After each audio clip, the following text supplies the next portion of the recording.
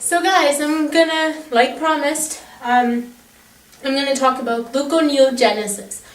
Now, this is kind of weird because when I started my cell biology course, I had never heard of this before, but it's quite simple actually.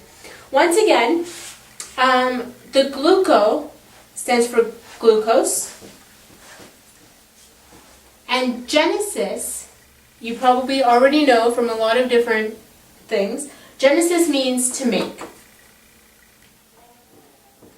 or to produce. So gluconeogenesis is the process of producing glucose.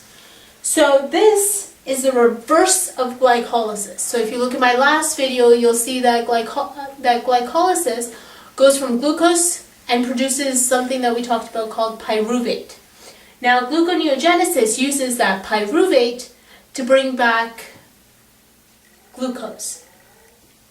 Okay, so glucose, I didn't get a chance to talk about this last time, but glucose is an energy-rich molecule, okay, because it has it's highly saturated, okay?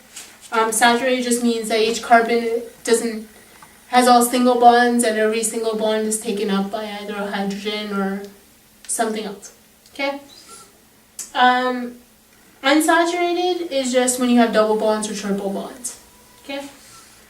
So, for gluconeogenesis, you start off with your two pyruvates that you created from glycolysis, and this process uses 4 ATP molecules. Sometimes it says it uses 6, but I'll tell you why. And it also uses 2 GTP molecules, which once again, this G is similar to how the A was in ATP. The G is the guanine from DNA. Okay, it's also a purine, and this is guanosine triphosphate. I made a mistake in the last one. This isn't adenine triphosphate; it's adenosine triphosphate. This is guanosine triphosphate. Guanosine, the SINE at the end, stands for a sugar. They all have sugars in them.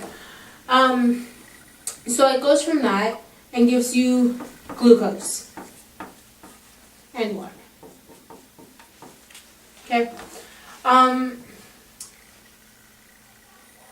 Now, what I really want to tell you guys is the way that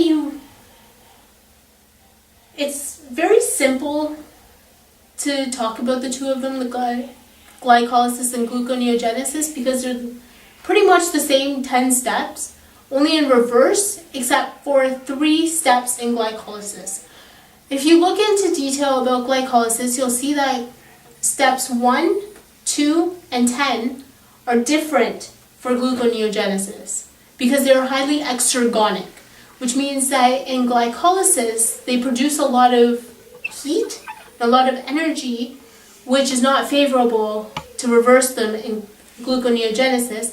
So how gluconeogenesis goes about those is in place of step 10, it has 2 bypassing steps, and for steps 1 and 2, it's different enzymes that catalyze the process, which make it a lot easier.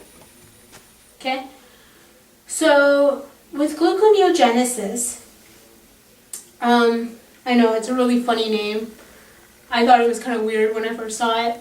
But there's not really much extra to say for gluconeogenesis because it's just the same as glycolysis.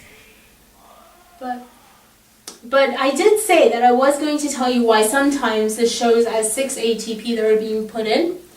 Because what happens is there is a lot, when ATP is at its maximum amount of production after glycolysis, it goes back and it stops an enzyme called phosphofructokinase from producing more fructose 2,6-bisphosphate, which is the next molecule after the glucose 1,6-phosphate.